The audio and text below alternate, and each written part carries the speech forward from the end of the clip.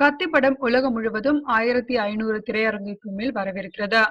ஆனால் இப்படத்தை வெளியிட்டால் தங்கள் திரையரங்கிற்கு எதுவும் பிரச்சனை வருமா என்று எண்ணி சில தியேட்டர்கள் தற்போது பின்வாங்குகின்றன.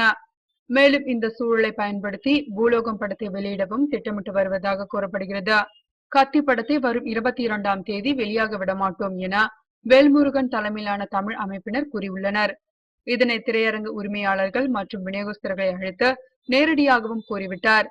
இதனால் படத்தை வாங்க தயக்கம் காட்டி வருகின்றனர்.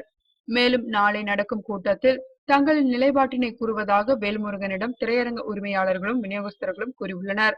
நாளைய கூட்டத்திலும் கத்திக்கு எதிரான நிலை தொடர்ந்தால் பூஜை படத்திற்கு கூடுதல் அரங்குகள் கிடைக்கும் சூழல் ஏற்பட்டுள்ளது. மேலும் ஆஸ்கார் ரவிச்சந்திரன் தனது பூலோகம் படத்தை திடீரென வெளியிடவும் வாய்ப்புள்ளதாக கூறப்படுகிறது.